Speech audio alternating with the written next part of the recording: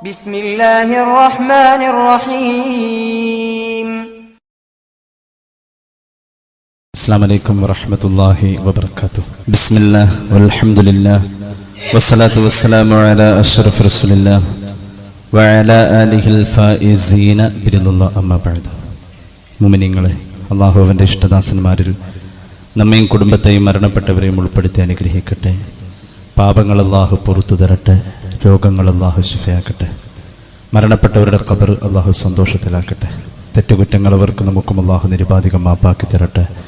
നമ്മുടെയും കുടുംബത്തിൻ്റെയും സൃഷ്ട ആയുസ് അല്ലാഹു പൊരുത്തപ്പെട്ട വഴിയിൽ ഇസ്സത്തോടെ സന്തോഷത്തോടെ ദീർഘായുസ്സോടെ കഴിഞ്ഞ് ഈമാൻ സലാമത്തായി മരിക്കാനുള്ള മഹാഭാഗ്യം അല്ലാഹു നമുക്ക് നൽകട്ടെ. അല്ലാഹുവിൻ്റെ സൃഷ്ടികളിൽ വിവേകികളാണ് മനുഷ്യർ.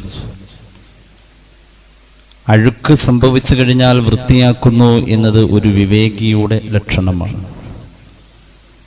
നമ്മുടെ ശരീരത്തിൻ്റെയും ജീവിതത്തിൻ്റെയും ബാഹ്യ തലങ്ങൾ അഴുക്ക് പുരളുമ്പോൾ നമ്മളത് വൃത്തിയാക്കുന്ന പോലെ തന്നെ ആന്തരികമായ ഒരു വൃത്തിയാക്കൽ നമുക്ക് നിർബന്ധമാണ്. ഇസ്ലാം അതിനു വേണ്ടിയുള്ള ധാരാളം കർമ്മങ്ങൾ നമ്മുടെ മുന്നിൽ നിരത്തുന്നുണ്ട്. ഉദാഹരണമായി പറഞ്ഞാൽ, അള്ളാഹുവിൻ്റെ ഹബീബ് സല്ലല്ലാഹു അലൈഹി വസല്ലമ തങ്ങളുടെ തിരു ഹദീസിൽ കാണാലോ, വീടിൻ്റെ സമീപത്തു കൂടി ഒഴുകുന്ന അരുവിയിൽ ദിവസവും 5 നേരം കുളിക്കുന്ന ആളുടെ ശരീരത്തിൽ അഴുക്കുകൾ ശേഷിക്കാത്ത പോലെ പാപപങ്കിലമായ ജീവിതത്തെ 5 വഖത്ത് നിസ്കാരം കൊണ്ട് വൃത്തിയാക്കാൻ കഴിയുമെന്ന് സ്വഹാബികൾക്ക് പറഞ്ഞു കൊടുത്തു സയ്യിദുനാ റസൂലുള്ളാഹി സ്വല്ലല്ലാഹു അലൈഹി വസല്ലം.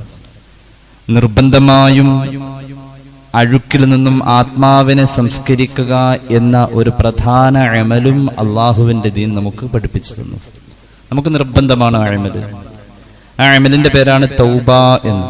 ആ ഒരു വാക്ക് ഉച്ചരിക്കാത്തവരും ആ വാക്ക് കേൾക്കാത്തവരും മുസ്ലിമീങ്ങളിൽ വളരെ കുറവാണ്. അള്ളാഹുവിനെ കുറിച്ച് വിശേഷിപ്പിക്കുന്നത് അള്ളാഹു തവ്വാബാണ്, അള്ളാഹു റഹീം ആണ്. ഈ രീതിയിലാണ് അള്ളാഹുവിൻ്റെ വിശേഷണങ്ങൾ അറിയപ്പെടുന്നത്. അള്ളാഹു നമുക്ക് തൗബ എന്ന് പറയുന്ന പരിശുദ്ധിയുടെ അവസ്ഥ തന്ന് അനുഗ്രഹിക്കട്ടെ. അള്ളാഹു തവ്വാബാണ്, ധാരാളം തൗബ സ്വീകരിക്കുന്നവനാണ് എന്ന ആ ബോധം അള്ളാഹുവിൻ്റെ അടിമയിൽ സദാ ഉണ്ടായേ പറ്റൂ. ആ ബോധമാണ് അവനെ സംസ്കരിക്കുന്നതും, ആ ബോധമാണ് അവൻ്റെ ജീവിതത്തിൻ്റെ പ്രതീക്ഷയായി നിലകൊള്ളുന്നതും, ആ ബോധമാണ് അവനെ നന്മയിലേക്ക് വീണ്ടും വീണ്ടും കൂട്ടിയിണക്കി കൊണ്ടുവരുന്നതും. അള്ളാഹു നന്മയുടെ അഹ്ലുകാരിൽ ചേരാനുള്ളതായ വലിയ പ്രചോദനവും പ്രേരണയുമായി ഈ ചിന്ത, ഈ ചർച്ച അള്ളാഹു നമുക്ക് കാരണമാക്കി തരട്ടെ. പരിശുദ്ധ ഖുർആൻ വളരെ കൃത്യമായി തന്നെ ഈ വസ്തുത നമ്മുടെ മുന്നിൽ പറയുന്നതായി കാണാം. അള്ളാഹുവിനെ പരിചയപ്പെടുത്തുകയാണ്. എങ്ങനെ അള്ളാഹുവിനെ പരിചയപ്പെടുത്തുന്നത്? സൂറത്ത് ശൂറയുടെ ആയത്തുകളിൽ അള്ളാഹുവിനെ കുറിച്ച് പറയുന്നത് ഇങ്ങനെയാണ്: അഊദു ബില്ലാഹി മിനശ് ശൈത്വാനിർ റജീം. ബിസ്മില്ലാഹിർ റഹ്മാനിർ റഹീം. വഹുവല്ലദീ യഖ്ബലു തൗബത അൻ ഇബാദിഹി ويعفو عن السيئات ويعلم ما يفعلون ويستجيب الذين آمنوا وعملوا الصالحات ويزيدهم من فضله والكافرون لهم عذاب شديد. മനോഹരമായ ആയത്തുകൾ. ആരാണ് അല്ലാഹ്? അല്ലാഹു നമുക്ക് കരുണ ചെയ്യട്ടെ.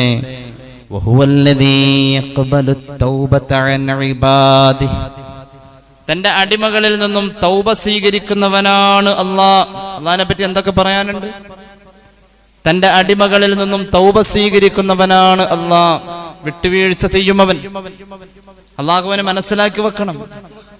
മുഫ്തഖീറുൻ, ഓരോ അടിമയും അല്ലാഹുവിലേക്ക് ആവശ്യക്കാരനാണ്. കുല്ല ലഹ്ള, ഓരോ നിമിഷവും അള്ളാഹുവിൽ നിന്നുള്ള ഏറ്റവും വലിയൊരു ആവശ്യം നമുക്ക് നടന്നു കാണേണ്ടത് അവൻ നമ്മുടെ തൗബ സ്വീകരിക്കണം എന്നുള്ളതാണ്.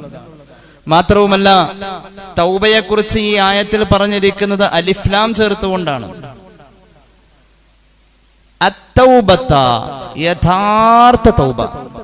യഥാർത്ഥ തൗബ എന്ന് പറയുന്നത് തസവുഫിന്റെ ഗ്രന്ഥങ്ങളിൽ വളരെ ചർച്ചയുള്ളതാണ്. മഹാനായ അലി റളിയല്ലാഹു അൻഹു അതേക്കുറിച്ച് പറയുന്ന ഒരു നിർവചനമാണ് അതിന്റെ ഏറ്റവും വലിയ യാഥാർത്ഥ്യം. ഒരു മനുഷ്യനെ സംബന്ധിച്ചിടത്തോളം യഥാർത്ഥ തൗബയാണെങ്കിൽ 6 കാര്യങ്ങൾ ഉണ്ടാവുമെന്ന്. ഒന്നാമത്തേത് അലൽ മാദി മിനദ് ദുനൂബി ബിൻ നദാമ, ആത്മാർത്ഥമായ ഖേദപ്രകടനം കഴിഞ്ഞ കാലത്തെ ജീവിതത്തിൽ സംഭവിച്ച തെറ്റുകളെ ഓർത്ത് മനസ്സിലുണ്ടായേ പറ്റൂ. ഒന്നാമത്തെ കാര്യം അതാണ്. രണ്ടാമത്തേത് ആ കഴിഞ്ഞ കാലഘട്ടത്തിൽ അവൻ നഷ്ടപ്പെടുത്തിയ ഫർളുകളെ വീണ്ടെടുക്കുക എന്നതാണ്. മൂന്നാമത്തേത് എന്തെങ്കിലും ഹക്കിടപാടുകൾ ജീവിതത്തിൽ സംഭവിച്ചു പോയിട്ടുണ്ടെങ്കിൽ അത് തിരിച്ചേൽപ്പിക്കുക എന്നതാണ്.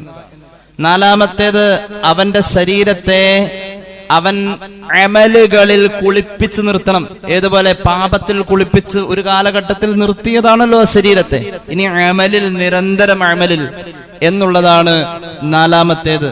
അഞ്ചാമത്തേത് അള്ളാഹുവിന് വേണ്ടി ഇബാദത്ത് ചെയ്യുമ്പോൾ ഒരു രസക്കുറവ് അനുഭവപ്പെട്ടാലും വീണ്ടും വീണ്ടും അവൻ ചെയ്യണം. എന്തുകൊണ്ട്? അവൻ പാപം ചെയ്തപ്പോൾ പാപം അനുഭവിച്ചതിന്റെ ഒരു മധുരം അവന് കിട്ടിയതിന് പകരം ഇബാദത്തിന്റെ കയ്പവൻ അനുഭവിച്ചേ പറ്റൂ. ആറാമത് മഹാനവറുകൾ പറയുന്നത് അവൻ പാപം ചെയ്ത കാലഘട്ടത്തിൽ ആസ്വദിച്ച് ഒരുപാട് ചിരിച്ചതുകൊണ്ട് ഇപ്പോൾ തൗബയുടെ വേളയിലാണ്, അമല് ചെയ്യുമ്പോൾ ഒരുപാട് കരയേണ്ടതുണ്ട് എന്ന് സയ്യിദുന അലി. അങ്ങനെ വരുമ്പോഴാ ഒരു യഥാർത്ഥ തൗബ രൂപപ്പെടാം. അങ്ങനത്തെ തൗബ അള്ളാഹു സ്വീകരിക്കുക, അള്ളാഹു തൗഫീഖ് നൽകട്ടെ. മാത്രമല്ല, അങ്ങനത്തെ തൗബ സ്വീകരിക്കുന്ന അള്ളാഹുവിന് ശേഷം ആയത്തിന്റെ ഭാഗം വിശേഷിപ്പിച്ചത് വയഅഫു അനിസ്സിയ്യാത്ത് എന്നാണ്. അള്ളാഹു പാപം പൊറുക്കും എന്ന അവസ്ഥയല്ല പറഞ്ഞത്. അവൻ ജീവിതത്തിൽ പാപം ചെയ്തവനായിരുന്നു എന്നതിന്റെ അടയാളം പോലും ഇല്ലാത്ത വിധം പാപം പൊറുക്കുന്നു എന്നതാണ്. പാപം ചെയ്താൽ പാപം പൊറുക്ക എന്നതിന് മഗ്ഫിറത്ത് എന്നാ പറയാം. പക്ഷേ അവന്റെ ലിസ്റ്റ് നോക്കുമ്പോൾ എവിടെയോ അവൻ പാപം ചെയ്തതായി കാണുകയും അതിനെ വെട്ടി അത് ഇല്ലായ്മ ചെയ്തതായി രേഖപ്പെടുത്തുന്നതിനാ മഗ്ഫിറത്ത് എന്ന് പറയാം. പാപം പൊറുത്തു, പക്ഷെ അതിന്റെ അടയാളം അവിടെ ഉണ്ടാവും. അഫ്വ് ചെയ്യുന്നു എന്ന് പറഞ്ഞാൽ അടയാളം ഉണ്ടാവില്ല, പാപം പൊറുക്കലും അടയാളം മാച്ചു കളയും. ആ ലൈഫിൽ അങ്ങനെ ഒന്നും ഉണ്ടായിട്ടേ ഇല്ല.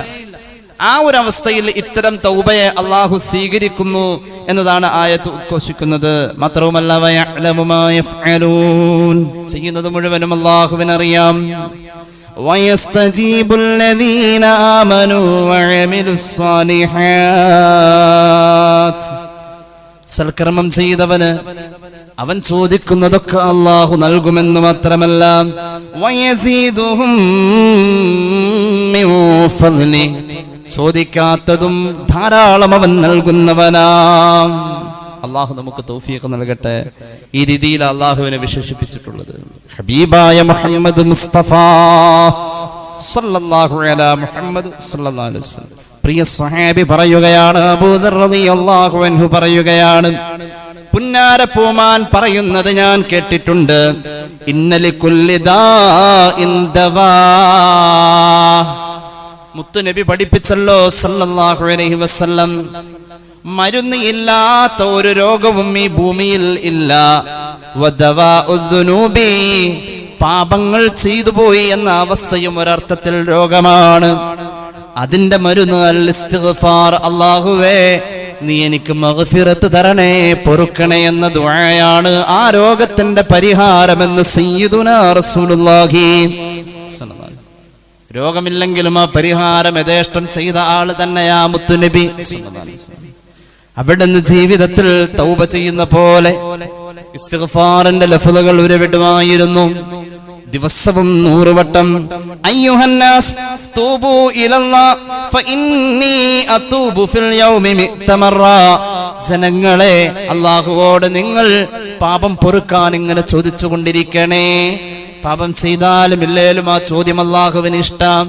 പാപം ചെയ്യാത്ത അവസ്ഥയാണ് പോലും പുറത്തു തരണേ എന്ന് ചോദിക്കുമ്പോൾ അല്ലാഹു മറ്റു അനുഗ്രഹങ്ങൾ അവനിലേക്ക് ചൊരിഞ്ഞു കൊടുക്കുമെന്ന് സയ്യിദുനാ റസൂലുള്ളാഹി. അനുദിനം 100 വട്ടം മുടങ്ങാതെ എന്റെ ജീവിതത്തിന്റെ ഭാഗം അസ്തഗ്ഫിറുല്ലാഹൽ അലീം, അസ്തഗ്ഫിറുല്ലാഹൽ അലീം, നബി മുഹമ്മദ് മുസ്തഫ 100 വട്ടം ഈ ദിക്ർ ഹബീബിന്റെ ജീവിതത്തിൽ ജീവിതത്തിന്റെ പ്രധാന ഭാഗമായിരുന്നു. പാപം ചെയ്തവർക്ക് മാത്രമുള്ളതല്ലത്. ഇനി കേട്ടോളൂ, അള്ളാഹുവിന്റെ ഹബീബിന് 100 വട്ടമായിരുന്നുവെങ്കിൽ മഹാന്മാരായ സ്വഹാബത്ത് പറയുന്നത് കാണാം. പുന്നാര പൂമാൻ പഠിപ്പിച്ചിട്ടുണ്ട്, രാവിലെയും വൈകുന്നേരവും ഈ ദിക്ർ ജീവിതത്തിൽ ഇല്ലെങ്കിൽ സ്വന്തം ശരീരത്തെ നരകത്തിലേക്ക് ഒരുക്കുന്നവനെ പോലെ ഖാല റസൂലുള്ളാഹി സ്വല്ലല്ലാഹു അലൈഹി വസല്ലം മൻ ലം യസ്തഗ്ഫിരില്ലാഹ ഫീ കുല്ലി യൗമിൻ മറത്തൈൻ ഫഖദ് ളലമ നഫ്സ. നരകത്തിലേക്ക് പോകുന്ന ആളുകളെ കുറിച്ച് വിശേഷിപ്പിക്കുന്ന ഒരു പ്രയോഗമാണ് സ്വന്തം നഫ്സിനോട് ദുൽമ ചെയ്തവൻ എന്ന്. അങ്ങനെ സ്വന്തം നഫ്സിനോട് ദുൽമ ചെയ്തവനാണ് എന്ന് പരിഗണിക്കപ്പെടുന്നത് രാവിലെയും വൈകുന്നേരവും ഈ ദിക്ർ അസ്തഗ്ഫിറുല്ലാഹൽ അസീം എന്ന ദിക്ർ എന്ത് വിഭാവനം ചെയ്യുന്നുവോ ആ വിശുദ്ധിയുടെ പാതയിൽ നിലനിൽക്കുന്നു എന്ന അവസ്ഥ. അതായത് അറ്റ്ലീസ്റ്റ് രാവിലെ ഒരു 100 എണ്ണം, വൈകുന്നേരം ഒരു 100 എണ്ണം, സുബഹി കഴിഞ്ഞ് 100, മഗ്രിബ് കഴിഞ്ഞ് 100. അങ്ങനെയെങ്കിലും ഒരു ശീലമില്ലെങ്കിൽ യാദൃച്ഛികമായി ഈ ശരീരം നരകത്തിലേക്ക് ഒരുക്കപ്പെടുന്നവനെ പോലെ എന്ന് പുണ്യനബി. അല്ലാഹു എത്രയാ നമുക്ക് ചെയ്തിരിക്കുന്ന കരുണ. മഹാനായ ആദം അലൈഹിസ്സലാം പോലും അത്ഭുതപ്പെട്ടു പോയിട്ടുണ്ടല്ലോ. ആദം അലൈഹിസ്സലാത്തു വസ്സലാമിന്റെ ഖേദപ്രകടനങ്ങൾ ഈ ഭൂമി കണ്ടതല്ലേ? ആദം നബിയോടൊപ്പം ആകാശം കരഞ്ഞിട്ടില്ലേ? ആദം നബിയുടെ കണ്ണുനീരിന് സാക്ഷി ഈ ഭൂമിയുടെ മൺതരികളല്ലേ? ആദം നബി അലൈഹിസ്സലാത്തു വസ്സലാം അല്ലാഹു വിലക്കിയ കനി കഴിച്ചതിന്റെ ഖേദപ്രകടനം ഭൂമിയിൽ പഠിച്ചു വെക്കണേ. 300 കൊല്ലം മഹാനവറുകൾ തുടർച്ചയായി കരഞ്ഞു. ആദ്യത്തെ 40 കൊല്ലം ആകാശത്തേക്ക് തല ഉയർത്തിയിട്ടില്ല. ലജ്ജിച്ചു പോയതിന്റെ പേരിൽ നബി മുഹമ്മദ് മുസ്തഫ അള്ളാഹുവോട് നാണം തോന്നിയിട്ട് ആദ്യത്തെ 40 കൊല്ലം മുകളിലേക്ക് തന്നെ നോക്കിയിട്ടില്ല. മഹാനവറുകൾ അല്ലാഹു റബ്ബുൽ ഇസ്സ ഇമാം ജലാലുദ്ദീൻ സുയൂത്തി തങ്ങൾ ഖുർആൻ വ്യാഖ്യാനിച്ചുകൊണ്ട് അൽ ബഖറയുടെ വ്യാഖ്യാനത്തിൽ ദുർറുൽ മൻസൂറിൽ ഇത് രേഖപ്പെടുത്തുന്നുണ്ട്. അള്ളാഹുവോടുള്ള ലജ്ജ കാരണം ആദ്യത്തെ 40 കൊല്ലം ഒരു തെറ്റ് പറ്റിയാൽ ഇത്രയും വലിയൊരു അബദ്ധം എന്ന ചിന്തയിൽ ആ മനസ്സ് വ്യാകുല ചിത്തമായി നിന്ന 300 കൊല്ലേ. ഒരു മനുഷ്യനെ അങ്ങനെ കൺട്രോൾ ചെയ്യണമെങ്കിൽ ആ തൗബക്ക് മഹാൻ കൊടുത്ത പ്രാധാന്യം മഹാനവറുകൾ പറഞ്ഞിട്ടുണ്ടല്ലോ.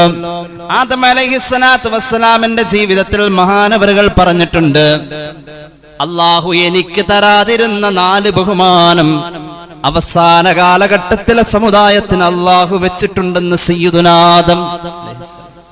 എനിക്ക് തരാത്ത 4 ബഹുമാനം നമ്മെ പോലുള്ളവർക്ക് അല്ലാഹു തന്നിട്ടുണ്ടെന്ന് അന്നേ പറഞ്ഞു സയ്യിദുനാ ആദം അലൈഹിസ്സലാം. മഹാന്മാർ ഉദ്ധരിക്കുന്ന ചില ഖബറുകളിൽ കാണാം. അഹ്മദ് സമർഖന്ദിയെ പോലെയുള്ളവർ കൃത്യമായി തന്നെ പറയുന്നുണ്ട്. ആദം അലൈഹിസ്സലാത്തു വസ്സലാം പറഞ്ഞു, ഒന്നാമത്തേത്, എന്റെ തൗബ സ്വീകരിക്കണമെങ്കിൽ അതിന് ഭൂമിയിൽ മക്ക എന്ന് പറയുന്ന പരിശുദ്ധ മണ്ണിലെത്തിയാലാ എന്റെ തൗബ അല്ലാഹു സ്വീകരിക്കാം. മക്കയിൽ ഞാൻ എത്തിയാലേ എന്റെ തൗബ സ്വീകരിക്കുക എന്നൊരു നിബന്ധന പോലും എന്റെ ജീവിതത്തിൽ ഉണ്ടായിട്ടുണ്ട് എന്നുള്ളതാണ്. എന്നാൽ ഉമ്മത്ത് മുഹമ്മദിന് സല്ലല്ലാഹു അലൈഹി വസല്ലം യതൂബൂന ഫീ കുല്ലി മകാൻ, എവിടെ നിന്ന് വേണേലും തൗബ ചെയ്യാം, എവിടെയാണേലും അവിടെ വെച്ച് അവരുടെ തൗബ സ്വീകരിക്കുക. അതിന് മക്കയിൽ തന്നെ പോകണമെന്നില്ല, എനിക്ക് മക്കയിൽ പോകണം എന്നതൊരു നിബന്ധന പോലെയായിരുന്നു എന്ന് സയ്യിദുനാ ആദം. ഒന്നാമത്തെ കാര്യം അതാണ്. രണ്ടാമത്തേത്, അന്നീ കുന്തു ലാബിസാ ഫലമ്മാ അസൈതു ജഅലനീ ഉരിയാനാ, ഞാൻ വസ്ത്രം ധരിച്ചിരിക്കുമ്പോഴാ അള്ളാഹു പറഞ്ഞതിന് വിരുദ്ധമായി എന്നിൽ സംഭവിച്ചു പോയത്. അപ്പൊ തന്നെ എന്റെ വസ്ത്രമില്ലാതെ പോയി, ഞാൻ നഗ്നനായി പോയേ. എന്നാൽ ആദം സന്തതികളിൽ അവസാന കാലഘട്ടത്തിൽ വരുന്ന ഉമ്മത്ത് മുഹമ്മദിന്റെ പ്രത്യേകത എന്താ? അവർ ഒരു പക്ഷേ പാപം ചെയ്യുമ്പോൾ വസ്ത്രമില്ലാത്തവരായിരിക്കാം. പക്ഷേ വസ്ത്രമില്ലാത്ത അവർക്ക് പാപം ചെയ്ത ശേഷവും അല്ലാഹു ഉടുക്കാൻ വസ്ത്രം കൊടുക്കുന്നു. പാപം ചെയ്തതിന്റെ പേരിൽ വസ്ത്രം ശരീരത്തിൽ നിന്ന് ഉരിഞ്ഞു പോകുന്ന അവസ്ഥ നമുക്ക് ഇല്ല. എന്ന് മാത്രമല്ല, വസ്ത്രമില്ലാതെ പാപം ചെയ്താലും പാപം കഴിഞ്ഞതിന്റെ പേരിൽ വസ്ത്രം കിട്ടാ ചെയ്യാം. അതിന് മിക വസ്ത്രം നഷ്ടപ്പെടാ ചെയ്തത്. മൂന്നാമത്തേത്, ലമ്മാ അസൈതു ഫറഖ ബൈനി വബൈന ഇംറഅതി, ഒരു പാപം സംഭവിച്ചു പോയാൽ അല്ലാഹു അരുതെന്ന് പറഞ്ഞത് ചെയ്തു പോയതിന്റെ പേരിൽ ഞാൻ അനുഭവിച്ചത് പ്രിയപ്പെട്ടവളുമായി വേർപിരിയേണ്ടി വന്നു എന്നതാ. മഹാനായ ആദം അലൈഹിസ്സലാത്തു വസ്സലാം ഇറങ്ങിയത് സിലോണിലാണ്, അല്ലെങ്കിൽ ഇന്ത്യയോട് ചേർന്ന് കിടന്ന അന്നത്തെ ആ ഭാഗത്തെ ഇന്ത്യ എന്ന് തന്നെ പറയുന്നുണ്ട്. എന്നാൽ ഹവ്വ റളിയല്ലാഹു അൻഹാ സഊദിയിലെ ജിദ്ദയിലാണ് ഇറങ്ങിയതെന്നും പറയുന്നു. ഭൂമിയിൽ തന്നെ ഇരുവരും രണ്ടിടങ്ങളിൽ പോയി.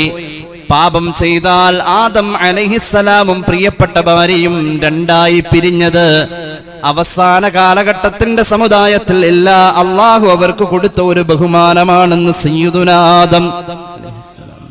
എങ്ങനെയാണെന്നറിയോ? ഭാര്യ കൂടെ ഉണ്ട്, പാപം ചെയ്തതിന്റെ പേരില് ഒരു വേർപിരിവ് അവിടെ വരുന്നില്ല എന്നത് അതൊരു അനുഗ്രഹമാണ്, അതൊരു ബഹുമാനമാണ്. നാലാമത് ആദം അലൈഹിസ്സലാം പറഞ്ഞു,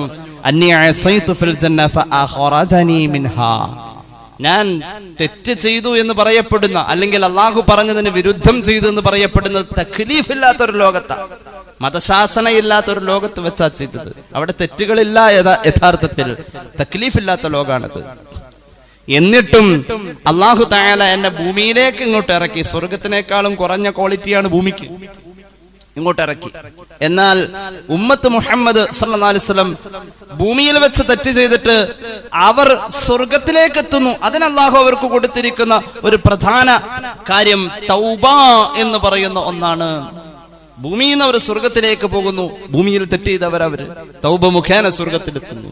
ഞാൻ സ്വർഗത്തിൽ വെച്ച് അല്ല പറഞ്ഞതിനെ എതിര് ചെയ്തു പോയതിന്റെ പേരിൽ ഭൂമിയിലേക്ക് വരേണ്ടി വരുന്നു.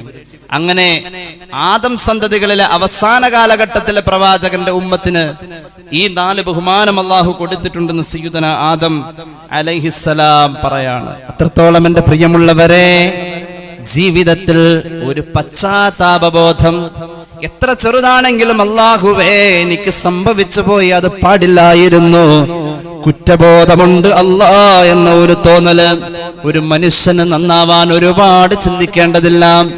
ചില സന്ദർഭങ്ങളിൽ വളരെ ചെറിയ കാരണങ്ങൾ കൊണ്ട് ചില ആളുകൾ അങ്ങ് നന്നാവാറുണ്ട്.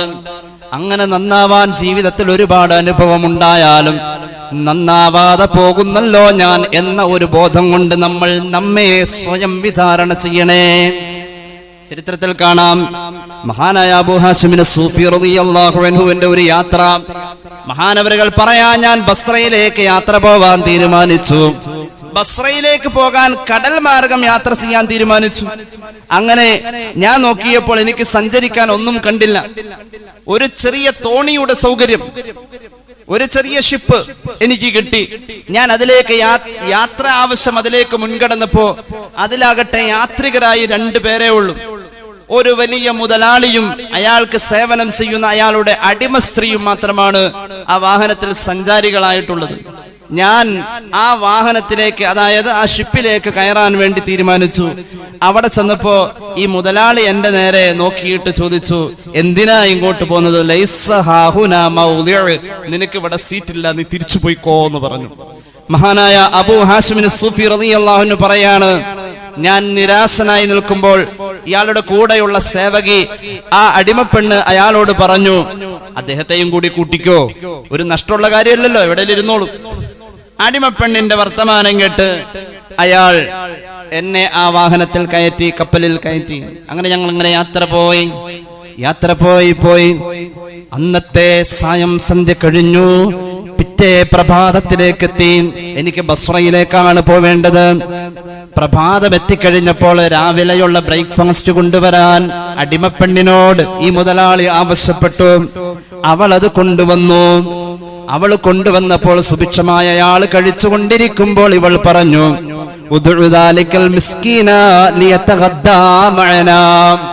പ്രഭാതത്തിന്റെ പ്രാതൽ ഭക്ഷണം കഴിക്കാൻ നമ്മോടൊപ്പം അയാളെയും ഒന്ന് കൂട്ടിക്കൂടെ? അയാൾ എന്നെ ക്ഷണിച്ചു. ഞാൻ ഒരു മിസ്കീനിനെ പോലെ കൂടെ ചെന്നിരുന്നു. അവര് തന്ന ഭക്ഷണത്തിന്റെ അംശം ഞാനും കഴിച്ചു. ഭക്ഷണം കഴിച്ചു കഴിഞ്ഞപ്പോൾ ഈ മുതലാളി പറഞ്ഞു, തന്റെ കൂടെയുള്ള അടിമപ്പെണ്ണിനോട് പറഞ്ഞു, ഹാത്തി ശറാബകി, പെണ്ണേ, രാവിലത്തെ ഭക്ഷണം കഴിഞ്ഞാൽ ഞാൻ മദ്യപിക്കാറുണ്ടല്ലോ, നിന്റെ കയ്യിൽ ഞാൻ ഏൽപ്പിച്ചിരിക്കുന്ന ലഹരി എന്റെ മുന്നിലേക്ക് കൊണ്ടുവരൂ, എനിക്കത് ചഷുകത്തിൽ ഒഴിച്ചു തരൂ, ഞാൻ മദ്യം കുടിക്കട്ടെ എന്ന് പറയുമ്പോൾ മഹാനായ അബൂ ഹാഷിം സൂഫി റളിയല്ലാഹു അൻഹുവിന്റെ ഉള്ളിൽ ഒരു വേദന. ഒരു കള്ളുകുടി എന്റെ കൂടെ ഞാൻ യാത്ര ചെയ്യണമല്ലോ. ആ പെണ്ണ് കൊണ്ടുവരുന്നു, ഒഴിച്ചു കൊടുക്കുന്നു. ഉടൻ തന്നെ അവളോട് അയാൾ പറയുന്നു, നമ്മുടെ കൂടെ കൂടിയിട്ടുള്ള ഈ സഹയാത്രികനായ അപരിചിതനും മദ്യമൊഴിച്ചു കൊടുക്കണേ. പെണ്ണു പറഞ്ഞു, യർഹമുക്കല്ലാ, മദ്യപിക്കുന്ന പ്രിയപ്പെട്ട യജമാനനെ അള്ളാഹു നിങ്ങൾക്ക് കരുണ ചെയ്യട്ടെ. എന്നോട് വിരോധം തോന്നില്ലെങ്കിൽ ഞാൻ ഒരു കാര്യം പറയട്ടെ. അദ്ദേഹം നമ്മൾ ക്ഷണിച്ചിട്ട് വാഹനത്തിൽ കയറിയാളാ, അദ്ദേഹം നമ്മുടെ വിരുന്നുകാരനാ. ഒരു മാന്യത എന്ന് പറഞ്ഞാൽ വിരുന്നുകാരെ ബഹുമാനിക്കലാണല്ലോ. അയാളെ നിർബന്ധിക്കേണ്ടതില്ല, അയാളെ കള്ളു കുടിക്കുന്ന ആളെല്ലാം കണ്ടിട്ട് അങ്ങനെ തോന്നുന്നത്. അപ്പൊ ഈ മുതലാളി പറഞ്ഞു, എന്നാ പോട്ടെ, കൊടുക്കണ്ട. അങ്ങനെ എന്നെ കള്ളു കുടിപ്പിച്ചില്ല, എന്നെ വെറുതെ വിട്ടു. അങ്ങനെ കള്ളുകൂടി അങ്ങ് തലക്ക് പിടിച്ചു കഴിഞ്ഞപ്പോ ആ മനുഷ്യനിൽ മദ്യത്തിന്റെ ലഹരി അങ്ങ് കയറിയപ്പോ ഇയാൾക്ക് പിന്നെ അടുത്ത പരിപാടി പാട്ട് പാടണം എന്നുള്ളതാണ്. കുറച്ചുനേരം ഒറ്റക്ക് പാടി നോക്കി, അപ്പൊ സുഖായില്ല.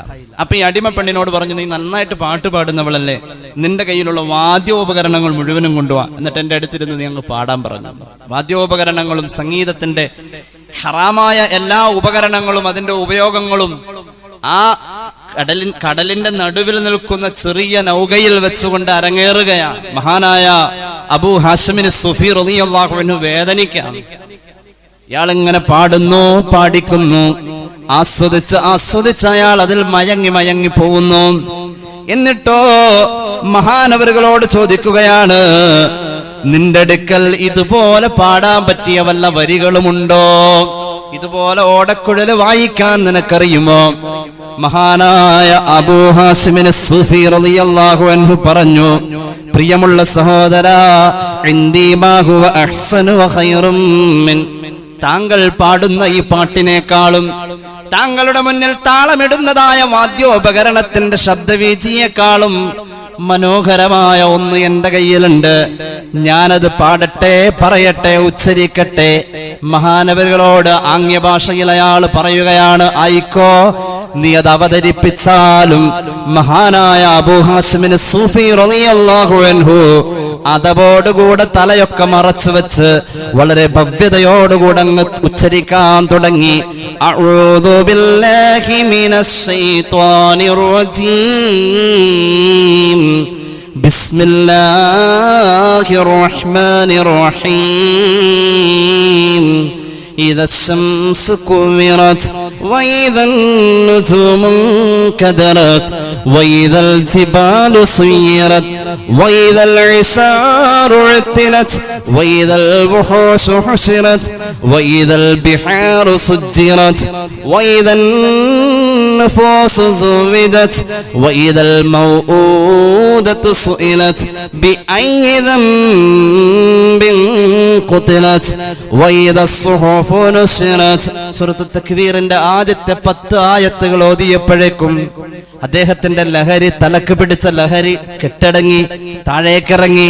അയാളുടെ അവസ്ഥ സാധാരണ പോലെയായി. അയാൾ പേടിച്ചരണ്ടു പോയി. എന്താണ് ഈ പറഞ്ഞത്? ലോകത്തിന്റെ അവസാനം എന്ന് പറയുന്ന ഒരു യാഥാർത്ഥ്യത്തെ കുറിച്ച് പറയാൻ അള്ളാഹുവിന്റെ ഖുർആൻ മനുഷ്യന്റെ മനോമുഖരത്തിൽ വലിയ വിപ്ലവമുണ്ടാക്കുന്ന വാക്കുകൾ. സൂര്യൻ ചുറ്റിപ്പൊതിയപ്പെടുന്ന, സൂര്യനെ ചുരുട്ടപ്പെടുന്ന ഒരു ദിവസം വരാനുണ്ട്.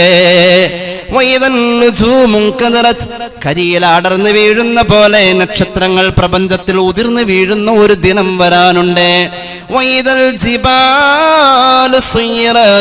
പന്നിക്കഷ്ണങ്ങൾ പറന്ന് നടക്കുന്ന പോലെ ഖിയാമത്തിന്റെ ഭയവിഹുലമായ അവസ്ഥയിൽ വലിയ വലിയ പാറക്കൂറ്റങ്ങളായ പർവ്വതത്തിന്റെ പാറക്കെട്ടുകൾ പറന്നു പോകുന്ന ഒരു ദിവസം വരാനുണ്ട്. വലിയ മൂല്യമുള്ള, പ്രാധാന്യമുള്ള പൂർണ്ണ ഗർഭിണികളായ ഒട്ടകങ്ങൾ അവഗണിക്കപ്പെടുന്ന ഒരു ദിവസം വരാനുണ്ട്. വന്യമൃഗങ്ങൾ സംഗമിക്കുന്ന ഒരു ദിവസം വരാനുണ്ട്. ഓക്സിജനും ഹൈഡ്രജനും തമ്മിൽ സംഗമിച്ച ജലത്തിന്റെ ഘടനയിൽ അല്ലാഹു വെച്ചിരിക്കുന്ന രസതന്ത്രത്തിന്റെ മനോഹരമായ ആ കൂട്ടുകെട്ട് പൊളിഞ്ഞുകൊണ്ട് ഓക്സിജൻ ഹൈഡ്രജനെ കത്തിക്കുന്ന, കടല് കത്തുന്ന ദിവസം വരാനുണ്ട്.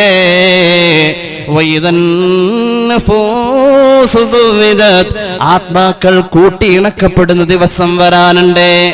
കുഴിച്ചു മൂടപ്പെട്ട സ്ത്രീത്വത്തിന്റെ ആ കുഞ്ഞുമണികളെ വിളിച്ചെഴുന്നേൽപ്പിച്ചിട്ട് എന്തിനു വേണ്ടി നീ കൊല്ലപ്പെട്ടു എന്ന വിചാരണയുടെ ദിവസം വരാനുണ്ട്. അന്ന് ഓരോരുത്തരുടെയും പ്രവൃത്തിയുടെ ഫലങ്ങൾ ഏതെന്ന് തീരുമാനിക്കാനുള്ള അവരുടെ ഏറ്റവും അടിസ്ഥാന രേഖയായ സുഹുഫുകളെ, ഏടുകളെ വിടർത്തി വച്ച് വിചാരണ ചെയ്യപ്പെടുന്ന ദിവസം വരാനുണ്ടേ. ഈ 10 ആയത്ത് കേട്ടതേ ഉള്ളൂ, ആ മനുഷ്യൻ നന്നായി.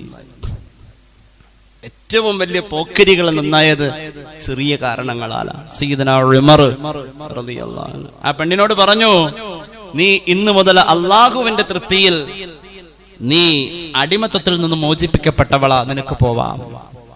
ആ കപ്പലിൽ വെച്ച് സമുദ്രത്തിന്റെ അലറി വിളിക്കുന്ന തിരമാലകളുടെ ആ ഗാനത്തെ സാക്ഷിയാക്കി പ്രിയപ്പെട്ട ആ സഹോദരൻ എന്നെ കപ്പലിലേക്ക് വിളിച്ചു കയറ്റി അതിന്റെ മുതലാളി എന്റെ കൈക്ക് കോർത്ത് പിടിച്ചിട്ട് പറഞ്ഞു, മരണം വരെ ഈ വചനം എന്നെ ഓതി കേൾപ്പിക്കാൻ ഇനി നിങ്ങൾ എന്റെ കൂടെ വേണേ. അവിടെ നിന്ന് ഞങ്ങൾ അങ്ങ് കൂട്ടുകൂടി. മഹാനായ അബൂ ഹാഷിം സൂഫി റളിയല്ലാഹു അൻഹു പറയാണ്, അദ്ദേഹത്തിന്റെ കയ്യിനെ ഞാൻ കോർത്ത് പിടിച്ചു. ആ ഒരൊറ്റ പിടുത്തം ഞങ്ങളുടെ ജീവിതത്തിന്റെ ഏറ്റവും നല്ല സൗഹൃദത്തിന്റെ സംഗമവേദിയായ 40 കൊല്ലങ്ങളാം. 40 കൊല്ലം കഴിഞ്ഞ് അദ്ദേഹം മരണപ്പെട്ടു. മരണപ്പെട്ട നേരം ഞാൻ അയാളെ സ്വപ്നം കണ്ടു. അബൂ ഹാഷിം സൂഫി റളിയല്ലാഹു അൻഹു പറയാ, സ്വപ്നത്തിൽ അദ്ദേഹത്തോട് ഞാൻ ചോദിച്ചു, അല ഇലാമാ സുർത, എന്താ നിങ്ങളുടെ അവസ്ഥ? അദ്ദേഹം പറഞ്ഞു, ഞാൻ സ്വർഗത്തിലാണ്. എന്താണ് സ്വർഗത്തിലേക്ക് എത്താനുള്ള കാരണമെന്ന് ചോദിച്ചപ്പോൾ അദ്ദേഹം പറഞ്ഞു, ബിഖിറാഅതിക അലയ്യ, ഒരു 10 ആയത്ത് നീ അന്ന് ഓതി കേൾപ്പിച്ചല്ലേ, ആ ആയത്ത് മുഖേന എനിക്ക് സ്വർഗത്തിന്റെ വഴി തെളിഞ്ഞതെന്ന് മഹാൻ പറയാ. ജീവിതത്തിൽ ഒരു ചെറിയ നന്മയായിരിക്കാം ഒരു മനുഷ്യന്റെ ഭാവിയെ നിർണയിക്കുക. അള്ളാഹു നമുക്ക് തൗഫീഖ് നൽകട്ടെ. ജീവിതത്തിൽ മാറ്റങ്ങൾ വരാൻ ചെയ്യുന്ന എത്രയോ നന്മകൾ വാരിക്കോരി ചെയ്യുന്നുണ്ട്. ഒരു തൗബയുടെ ധ്വനി ഏതൊരു അമലിലും അള്ളാഹു വെച്ചിട്ടുണ്ട്. അതിന്റെ ഉള്ളിൽ ഒരു തൗബയുടെ ധ്വനിയുണ്ട്. ഒരു മനുഷ്യൻ ചെയ്യുന്ന ഏത് സൽക്കർമ്മത്തിലും ഒരു പശ്ചാത്താപത്തിന്റെ നാം കാണാത്ത വളരെ പരോക്ഷമായ ഒരു കാന്തിക ബന്ധം അള്ളാഹുവിലേക്ക് വെച്ചിട്ടുണ്ട് റബ്ബ്. അങ്ങനെ ആ ഓരോ അമലിനെയും അവൻ വെച്ചിരിക്കുന്നത്. അത് തിരിച്ചറിയുന്നത് ജീവിതത്തിന്റെ ഏതെങ്കിലും ഒരു നിമിഷത്തിലായിരിക്കും. അള്ളാഹു നമ്മുടെ മരണത്തിന് മുമ്പ് ആ തിരിച്ചറിവും ബോധവും, നമ്മൾ വലത് കൈ കൊണ്ട് കൊടുക്കുന്നത് ഇടത് കൈ അറിയാത്ത വിശുദ്ധി, നമ്മുടെ ദാനധർമ്മങ്ങളിൽ കൽപ്പിച്ചിരിക്കുന്ന മതത്തിന്റെ ഏതെങ്കിലും ഒരു കോണിൽ നാം ചെയ്യുന്ന ഒരു സുഹൃതം നമ്മെ നന്നാക്കാൻ അള്ളാഹു കളാക്കിയിട്ടുണ്ട്. തിരിച്ചറിയാൻ, അനുഭവിക്കാൻ, ജീവിതത്തിൽ ആസ്വദിക്കാൻ, റബ്ബിന്റെ പൊരുത്തത്തിലെത്താൻ അള്ളാഹു നമ്മെ സഹായിക്കട്ടെ. സല്ലല്ലാഹു അലാ മുഹമ്മദ്, സല്ലല്ലാഹു അലാ മുഹമ്മദ്, അല്ലാഹുമ്മ സല്ലി അലാ മുഹമ്മദ്. അൽഹംദുലില്ലാഹി റബ്ബിൽ ആലമീൻ. അല്ലാഹുമ്മ സല്ലി അലാ സയ്യിദിനാ മുഹമ്മദിൻ വഅലാ ആലി സയ്യിദിനാ വമൗലാനാ മുഹമ്മദ്. അല്ലാഹുവേ, ഞങ്ങളെ നീ സ്വീകരിക്ക് തമ്പുരാനെ. പാപങ്ങൾ പൊറുക്കണേ അല്ലാ, രോഗങ്ങൾ ശിഫയാക്കുക അല്ലാ. അറിഞ്ഞു ചെയ്ത, അറിയാതെ ചെയ്ത, രഹസ്യമായി സംഭവിച്ച, പരസ്യമായി സംഭവിച്ച എല്ലാ തെറ്റുകുറ്റങ്ങളും നീ മാപ്പാക്കണേ റഹ്മാനെ. ഒരുപാട് പേർക്ക് വേണ്ടി ദുആ ചെയ്യാൻ ഏൽപ്പിച്ചിട്ടുണ്ട്. അല്ലാഹുവേ റബ്ബേ, 2 വയസ്സ് പ്രായമുള്ള ഒരു ചെറിയ മോന്റെ ഉമ്മ, റബ്ബേ ഒരു 10-23 വയസ്സ് പ്രായമുള്ള സഹോദരി, ലെൻസിൽ ക്യാൻസറാണ്, വാരിയലിലേക്ക് പടർന്നിരിക്കുന്നു. ആ കുടുംബത്തിൽ തന്നെ ഒരുപാട് പേര് രോഗം കൊണ്ട് പ്രയാസപ്പെടുന്ന അവസ്ഥയുണ്ട്. അല്ലാഹുവേ, ആ കുടുംബത്തിന് ആശ്വാസം നൽകണേ അല്ലാ. ആ സഹോദരിയുടെ ചികിത്സകളെ നീ വിജയിപ്പിക്കണേ അല്ലാ. അല്ലാഹുവേ, ആ കുഞ്ഞിന്റെ നേരെ സന്തോഷത്തോടുകൂടെ ഒന്ന് ചിരിച്ചു കാണിക്കാൻ, ആ സഹോദരിയുടെ വേദന കടിച്ചമർത്തുമ്പോഴും റബ്ബേ നിന്റെ കാരുണ്യത്തിന്റെ ഇടപെടൽ വേണമല്ലാ. അത്ഭുതങ്ങൾ സംഭവിക്കുന്ന ചികിത്സയാവണേ അല്ലാ. ആ കുടുംബത്തിന്റെ അത്താണിയാണ് അല്ലാ. അല്ലാഹുവേ, രോഗങ്ങളുടെയും കെടുതികളുടെയും ഇടയിൽ ഓടി നടക്കുന്ന ഒരു ചെറുപ്പക്കാരനുണ്ട്. ഒരു 27-28 വയസ്സുള്ള ഒരു സഹോദരൻ, സുഖമില്ലാത്ത പിതാവിന്റെ ചികിത്സ അടക്കമുള്ള വലിയ ഭാരിച്ച ഒരു ഉത്തരവാദിത്തമുണ്ട്. അല്ലാഹുവേ അവർ കഴിക്കുന്ന ഭക്ഷണത്തിന്റെ ആസ്വാദനവും രുചിയും അറിയാനുള്ള എല്ലാ നിലക്കുമുള്ള സന്തോഷങ്ങളും, കുടുംബത്തിന്റെ അകത്തേക്ക് വന്നാൽ കണ്ണുനീര് തളം കെട്ടി നിൽക്കുന്ന അവസ്ഥകളും എല്ലാം കൊടുത്തത് നീയാണ് റബ്ബേ. ദുനിയാവിന്റെ ദൃഷ്ടി കൊണ്ട് ഞങ്ങൾ നോക്കുമ്പോൾ അവിടെ ഒരു സന്തോഷമില്ല. അല്ലാഹുവേ ഖൈറായ ജീവിതം എത്തിക്കണേ അല്ലാ. അല്ലാഹുവേ ഖൈറായ ജീവിതം എത്തിക്കണേ അല്ലാ. അല്ലാഹുവേ ആസ്റ്റർ മെഡിസിറ്റിയിൽ ഹാർട്ട് സംബന്ധമായ ചികിത്സയിൽ കഴിയുന്ന പ്രിയപ്പെട്ട പിതാവിന് വേണ്ടി ദുആ ചെയ്യാൻ മകൻ ഏൽപ്പിച്ചിരിക്കുന്നു. അല്ലാഹുവേ ആശ്വാസം നൽകണേ അല്ലാ. ചികിത്സ ബറക്കത്തിലാക്കണേ അല്ലാ. ശിഫാ നൽകണേ അല്ലാ. തൃശ്ശൂർ ദയാ ഹോസ്പിറ്റലിൽ അഡ്മിറ്റ് ചെയ്തിരിക്കുന്ന സഹോദരന് വേണ്ടി ദുആരക്കാൻ അല്ലാഹുവേ പരിപൂർണമായ ശിഫാ നൽകണേ അല്ലാ. ശിഫാ നൽകണേ അല്ലാ. ശിഫാ നൽകണേ അല്ലാ. അല്ലാഹുവേ കുവൈത്തിൽ ജോലി നഷ്ടപ്പെട്ടിരിക്കുന്ന ഒരു സഹോദരൻ പുതിയ ജോലി അന്വേഷിക്കുന്നു. ഖൈറായ വഴികൾ അടുപ്പിച്ചു കൊടുക്കണേ അല്ലാ. അല്ലാഹുവേ അദ്ദേഹം ശ്രമിക്കുന്ന വഴികൾ മുഴുവനും നീ വിജയിപ്പിക്കണേ അല്ലാ. വിദേശത്തും നാട്ടിലും ജോലി തേടുന്നതായ ഞങ്ങളുടെ സഹോദരങ്ങള് മക്കള് ഖൈറായ ജോലി അടുപ്പിക്കണേ അല്ലാ. അല്ലാഹുവേ കച്ചവടങ്ങളിലും ബിസിനസ്സുകളിലും ബറക്കത്ത് നൽകണേ അല്ലാ. മകനെ കുറിച്ച് ദുസ്വപ്നം കണ്ട് ഭയവിഹുലയായ ഒരു ഉമ്മ നിരന്തരം കാണുന്ന സ്വപ്നം എന്തോ ഒരു ദുസൂചനയായവർക്ക് അനുഭവപ്പെടുന്നു.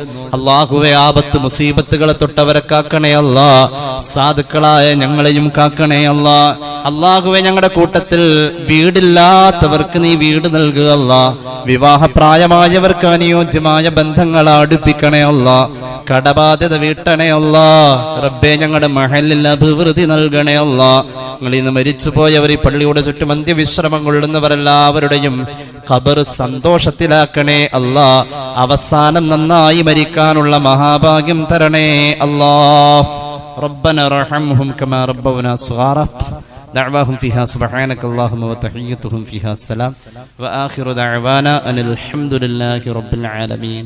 السلام عليكم ورحمة الله وبركاته.